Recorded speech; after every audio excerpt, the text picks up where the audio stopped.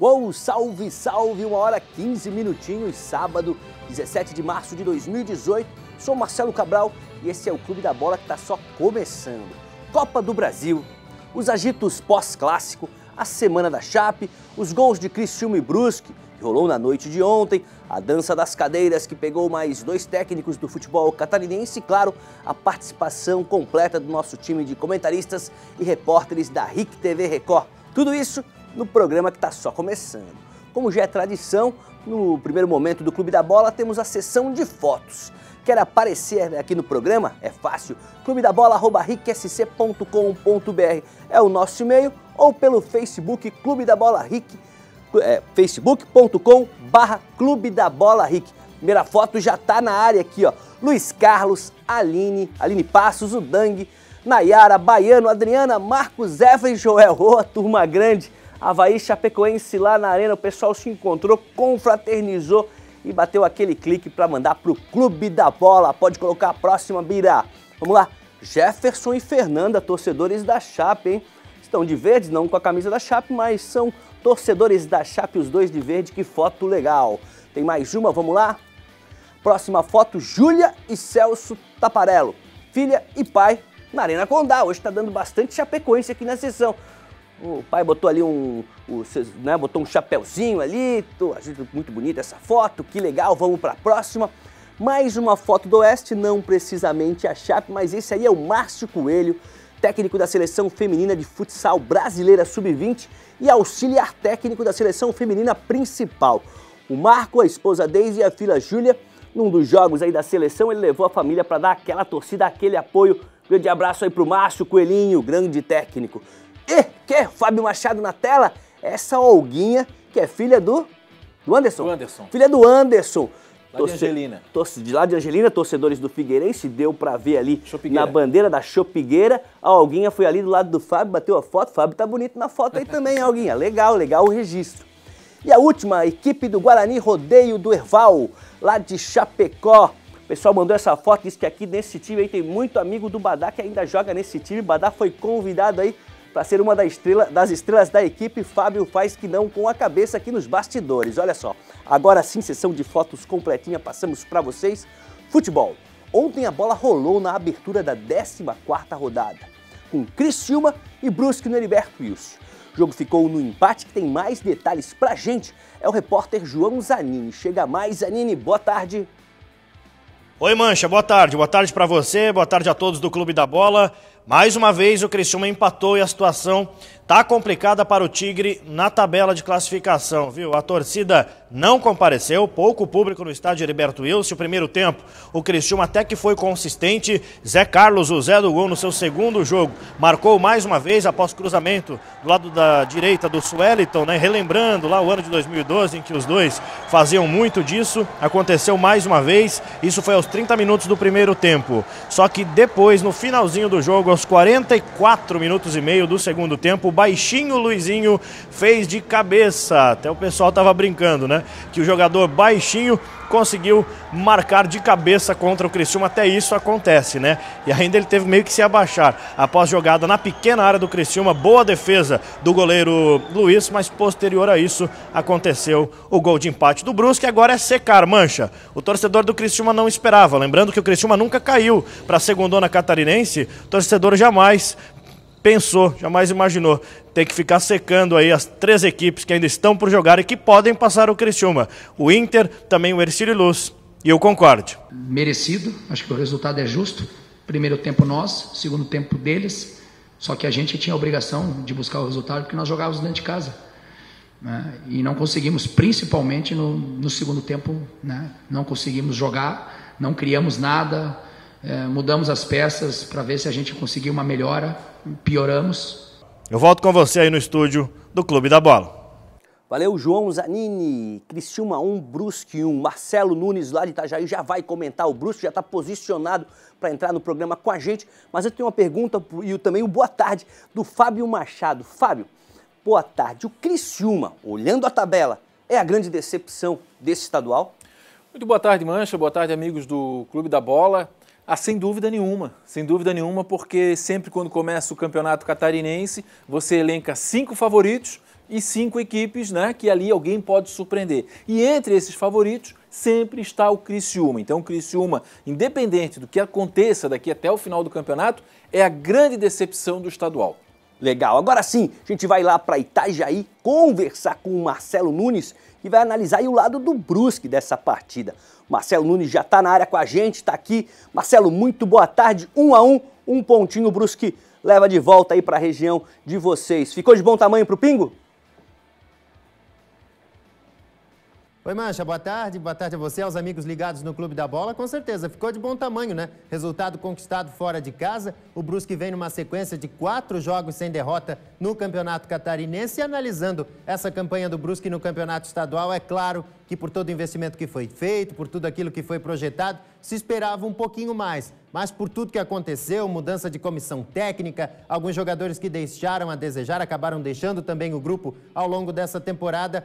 O Brusque permanecendo na primeira divisão do Campeonato Catarinense, que é o que está pintando aí, né? Nessa fase, nesse momento da competição, vai ficando sim de bom tamanho. Quanto ao jogo, a gente viu o Criciúma pressionado, né? O Criciúma precisando do resultado, partindo para cima e marcando o gol com o goleador Zé Carlos. Depois a gente teve aquela sensação de que o time do Argel quis segurar o resultado, ficou lá atrás, ficou esperando e o Brusque, na bola aérea, acabou chegando lá com o gol do baixinho Luizinho, garoto aí criado nas categorias de base do Brusque. Foi um bom resultado sim, até porque mantém o Brusque afastado dessa zona perigosa e dependendo apenas de suas forças, Mancha, para escapar dessa segunda divisão, de um possível rebaixamento à Série B do Campeonato Catarinense. O Brusque volta a campo na próxima quinta-feira, joga em casa contra o Atlético Tubarão, que é um time da mesma faixa da tabela, né? Então é aquele compromisso para vencer, para conseguir os 3 pontos. Joga na quinta-feira, às 9h30 da noite, no estádio Augusto Bauer. Ao que tudo indica, o Brusque vai se consolidando na primeira divisão do Campeonato Catarinense. É um pouco uma decepção, por tudo aquilo que a gente esperava, assim, do Brusque para esse ano, pelos bons resultados do ano passado, mas, ao mesmo tempo, por tudo aquilo que aconteceu no estádio Augusto Bauer em 2018, dá para encarar, assim, que o Brusque ficando na primeira está de bom tamanho, viu, Mancha? Legal, daqui a pouco o Marcelo volta para falar mais do futebol da região, lá da região de Itajaí, falar mais do Brusque. A gente sabe que a rodada começou ontem, uma nova rodada, 14ª, mas é impossível o Fábio Machado não relatar, não debater aqui no Clube da Bola os destaques da semana, né? Um deles foi o clássico do último domingo, 1-1, teve confusão. Se quiser falar um pouquinho primeiro do jogo, depois da confusão, pode falar, tá contigo. Olha, Mancha, na verdade o clássico, eu sempre costumo dizer o seguinte, o clássico Avaí-Figueirense, Figueirense-Avaí, ele começa geralmente uma semana antes de acontecer, porque já tem treinador que já poupa jogador, já há um planejamento diferenciado. E quando termina, aliás, o clássico não termina após o apito do árbitro. Ele sempre tem consequência, sempre tem discussão, um lance, alguma coisa que aconteceu. Imaginem nesse, que nós tivemos tudo, tivemos expulsão, tivemos agressão, tivemos cenas de jogadores, treinador exaltado e também tivemos aí agora a consequência com vários jogadores sendo citados, né, no tribunal na próxima terça-feira no TJD. Primeiro eu vou falar sobre o jogo. Figueirense foi o senhor da partida, principalmente na primeira etapa. Jorge Henrique, na minha avaliação, fez a sua melhor partida com a camisa do Figueirense. Ele dominou o primeiro tempo, não teve marcação, marcou um belíssimo gol. O lance, talvez o primeiro lance polêmico, o gol do André Luiz. Eu já revi várias vezes e continuo mantendo a minha opinião. Houve a carga em cima do jogador Betão e falta, aí ó, falta bem marcada, tá? Tem uma outra foto, eu devia até ter mandado para a gente mostrar, que aparece o André Luiz fazendo a carga no Betão. Então, primeiro ponto, acertou a arbitragem. Continuando no jogo, no segundo tempo, aí o Milton Cruz retrancou o time do Figueirense, começou a botar volante, o time do Avaí, que não tinha mais nada a perder, se jogou para frente, se jogou para cima, conseguiu buscar o gol de empate. Então foi um empate que, analisando só o clássico, Mancha, sabor de vitória para o torcedor do Avaí, porque empatou aos 48 com um jogador a menos, e sabor de derrota para o Figueirense. Para o campeonato, o empate acabou sendo ruim para os dois, porque o Figueirense viu a Chapecoense se distanciar e o Avaí praticamente deu adeus aí à competição. Todo mundo já viu ali as cenas da confusão, a gente até vai pedir para Cacau, para o Bira colocarem mais um pouquinho para a gente ver. Você acha que a culpa ali, a gente conversou com muita gente, né, depois do domingo, aqui na TV, com os amigos na rua, e tem gente que achou que a culpa foi do árbitro, que o árbitro ele demorou para tomar uma atitude e deixou a confusão, o Abad, né? Deixou a confusão se formar. Como é que você viu? Olha, eu tenho que falar com a minha consciência, né? E o próprio Claudinei Oliveira, depois, na coletiva, ele falou que ele se exaltou. Então, na minha avaliação, houve a expulsão, muito bem marcada, muito bem dada pelo árbitro. O Luanzinho foi expulso. E talvez ali o Claudinei Oliveira, que eu vou repetir, depois ele assumiu que estava exaltado, talvez seria ele para acalmar aquilo ali, né? Mandar a sua equipe jogar, partir para cima. E aí, como ele ficou exaltado, meu amigo, aí aquele tal de puxa daqui, empurra dali, um jogador não aceitou a provocação dali, tivemos a agressão do Marquinhos no Pereira, que corretamente foi citado, porque tem um lance que aparece, o Pereira está fora do quadro, e ele aparece para fazer a provocação. Aí ele acaba, né, o Marquinhos tira a mão, enfim, depois nós vamos falar sobre isso aí. Então, assim, o culpado de tudo isso aí, né, eu acho, na minha avaliação, foi o Claudinei Oliveira, porque ele passou talvez um pouco de ponto como treinador. Ele deveria ali acalmar os seus jogadores. Ele que é um gentleman. Ele que é um gentleman. No dia a dia. Aqui, o Claudinei Oliveira é uma das pessoas mais educadas. Tanto que quando eu fiz essa análise no Balanço Geral na segunda e falo aqui, eu falo até com surpresa. Porque geralmente era o Claudinei que ia ali separar. Então parecia assim que ele estava pilhado, né? Como a gente costuma falar aí, a gurizada. Estava exaltado, estava 220 e acabou gerando toda essa confusão. Só para completar, na segunda-feira eu fiz um comentário que o doutor Mário César Bertoncini, uma das pessoas mais corretas, viu, Mancha, que eu conheço. Conheço, já esteve aqui no Clube da Bola. Olha, um gentleman também, uma pessoa, um advogado cioso da justiça, tá? Primeiro ele aventou na possibilidade de citar o Marquinhos, o Luanzinho e o Claudinei. Eu achei perfeito. Da parte do Figueirense... O Milton, no primeiro momento, não foi? Só o Milton Cruz. Aí eu fiz um comentário dizendo, olha, tem que citar também o Pereira. Porque é o seguinte, se o Pereira não agrediu, os advogados figueirenses vão lá e vão defender ele. Ele fica aqueles artigos diferentes, mas tem que citar, porque também gerou aquela confusão. E o Jorge Henrique, aí as pessoas vão ter que entender. Por que o Jorge Henrique? Porque, Mancha, assim, ó, para o leigo, né, são vários artigos. Então, no artigo, se ele citou o Marquinhos porque comemorou provocando a torcida, na minha avaliação, o Jorge Henrique também imitou um cachorro urinando. Posso falar aqui? Posso? Urinando, sim. Pode, né? Um cachorro urinando. Fazendo pipi. Fazendo pipi. Então, na minha avaliação desse critério, o Jorge Henrique também teria que entrar. Conclusão. Pereira depois entrou, conversei com o doutor Mário César Bertoncini, ele disse que agiu com a sua consciência, ele reviu as imagens, algumas cenas, e aí ele acabou citando também o Pereira. E o Figueirense foi citado não pelaquela confusão, por uma declaração de um policial militar, que depois ele disse que houve um problema lá, onde ficou a diretoria do Avaí, que jogaram objetos, garrafa na diretoria. Então o Figueirense Futebol Clube também foi citado. Então eu acho que o trabalho do doutor Mário César Bertoncini, excelente. Cabe agora aos advogados, né, provavelmente na terça-feira, cada um vai defender o seu lado. Agora vai ter gente aí com pena alta, viu? Legal, olha, daqui a pouco o técnico Claudinei Oliveira vai estar ao vivo aqui, ele está acompanhando o programa, vai estar ao vivo via internet, vai bater um papo com a gente, falar principalmente do jogo de amanhã contra o Concórdia, um desafio difícil pro Avaí. Vamos continuar falando do Campeonato Catarinense, Joinville e Chapecoense se enfrentaram no último final de semana, deu Chapecoense 1 a 0, a gente vai pro norte do estado conversar com o Juca Miguel, porque a semana também foi movimentada na região norte. Além da derrota em casa, teve mudança de técnico no meio da semana, Juca. Boa tarde.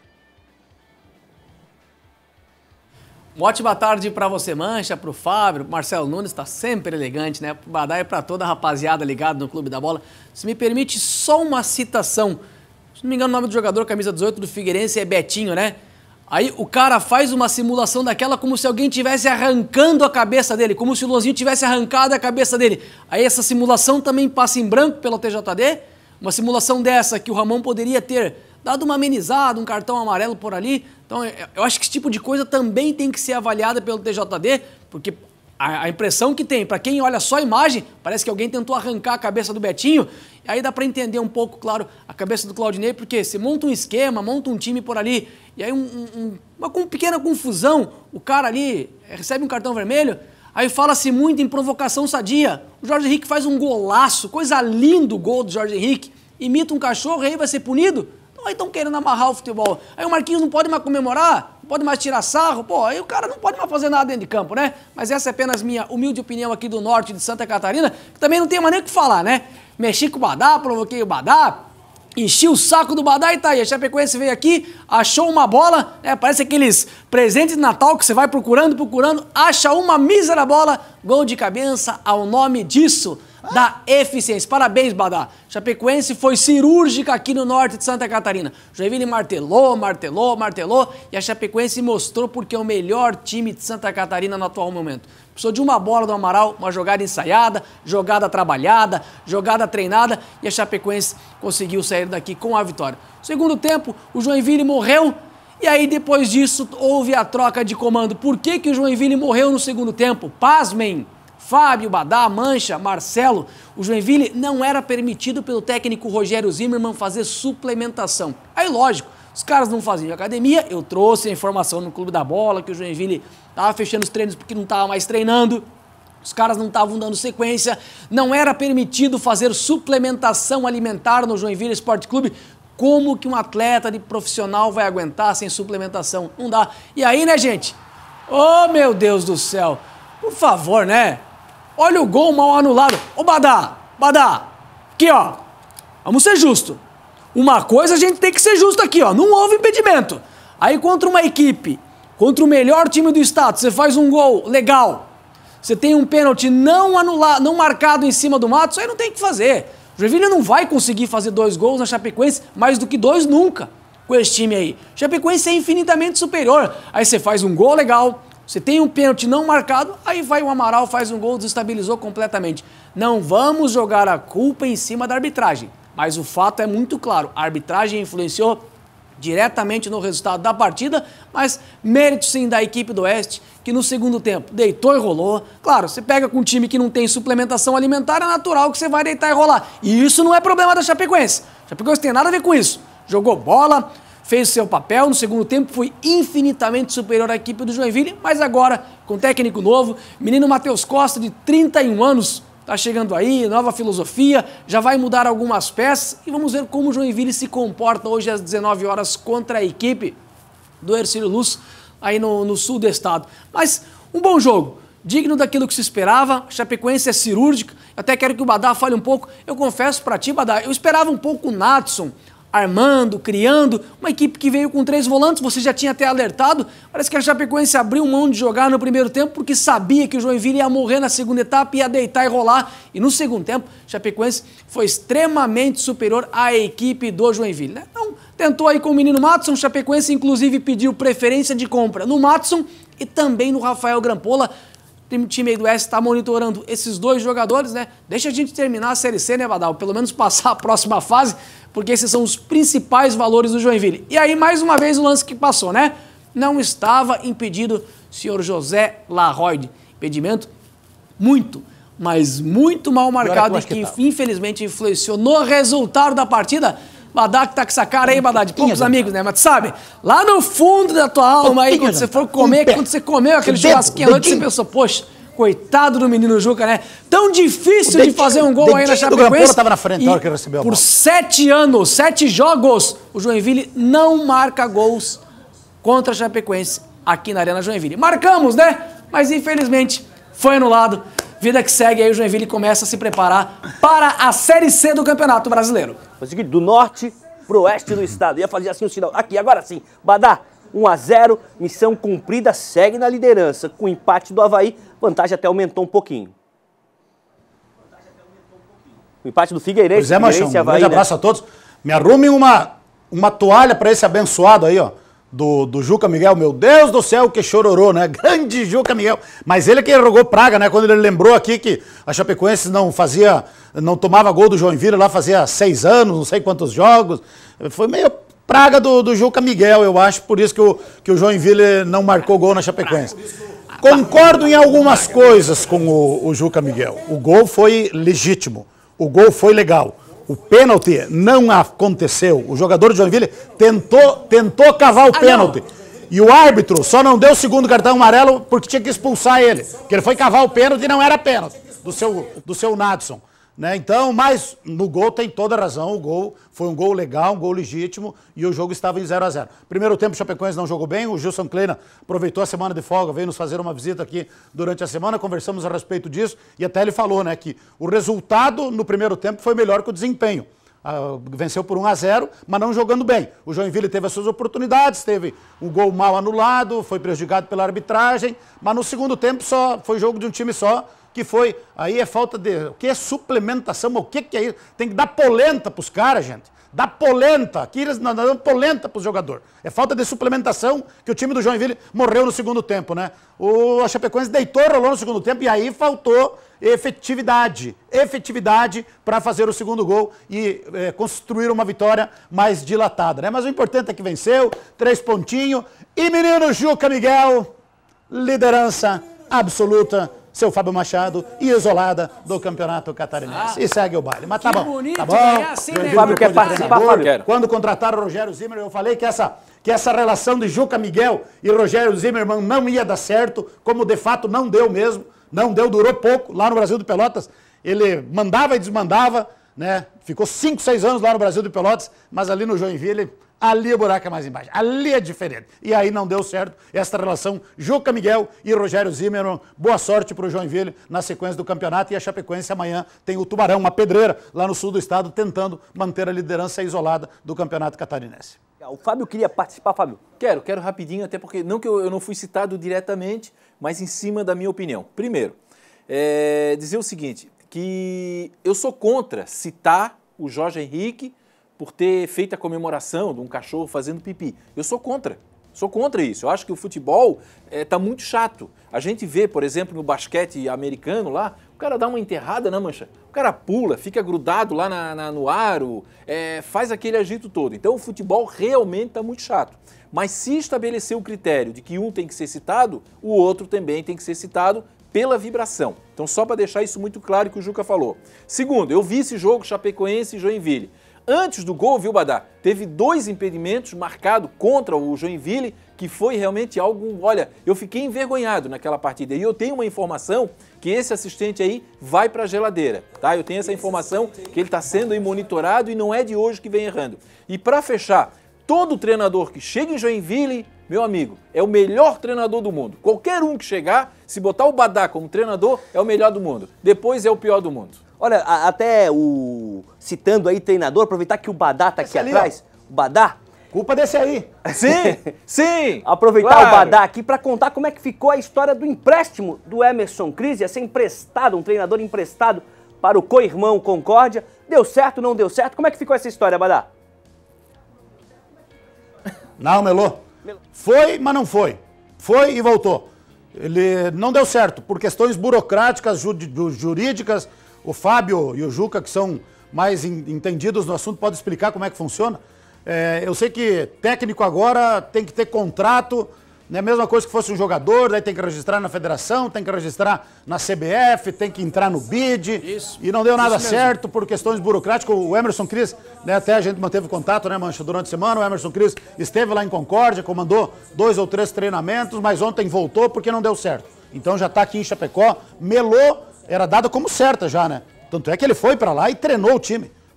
Só que não poderia comandar a equipe na beira do gramado amanhã contra o Avaí. Daí desfizeram o negócio, não foi emprestado, retornou para Chapecoense e amanhã lá em Concórdia, quem vai comandar o Concórdia é o Paulo César Moro, mais conhecido aqui como Pezão, já trabalhou na Chapecoense, no profissional de Chapecoense junto com o Celso Oliveira, trabalhava na base, o trabalho na base do Concórdia, não sei se interinamente ou não, ele e o Wilton, que já foi jogador do Concórdia, foi dirigente, né, que faz parte do clube a vida toda. O Pezão e o Wilton é que vão comandar o time amanhã contra o Avaí. Mas melou a ida do Emerson Cris, estava tudo acertado. Por questões burocráticas, então, Emerson Cris permanece na Chapecoense.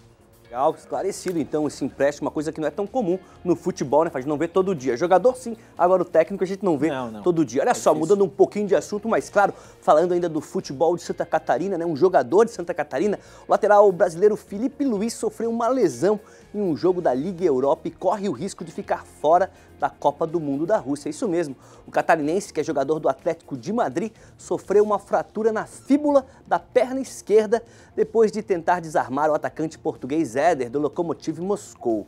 Período de recuperação estimado para esse tipo de lesão é de 2 a 4 meses. Filipe Luís foi um dos convocados pelo técnico Tite para os amistosos da seleção brasileira contra a Rússia no próximo dia 23 e contra a Alemanha no dia 27. O Atlético venceu o jogo do Lokomotiv Moscou por 5 a 1 e avançou de fase na Liga Europa, mas preocupa muito, por isso eu vou chamar Marcelo Nunes, que é muito entendido aí do futebol internacional e fã do Atlético de Madrid, fã do Filipe Luís, como não é diferente, preocupa muito. Ele deve ficar fora, né, Marcelo? Ou você acha que ainda dá tempo de ele se recuperar fisicamente, emocionalmente, para ajudar o Tite na Copa do Mundo?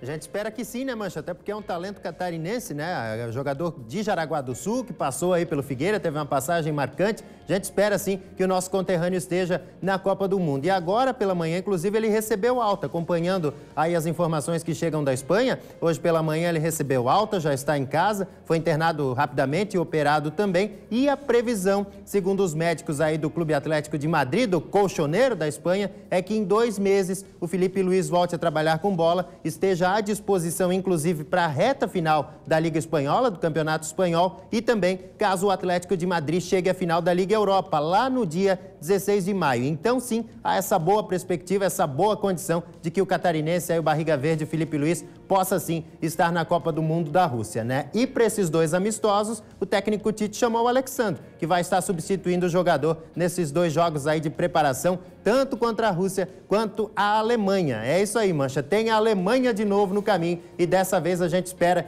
que o 7 a 1 passe bem longe, né? Bem longe, bota longe nisso. Daqui a pouco o Marcelo volta, tem mais Juca Miguel, mais Sérgio Badá, mais Fábio Machado, tem Copa do Brasil no próximo bloco. Também uma entrevista aí com Claudinei Oliveira via internet, ele que já está em Chapecó para o jogo de amanhã contra o Concórdia. É rapidinho, não sai daí.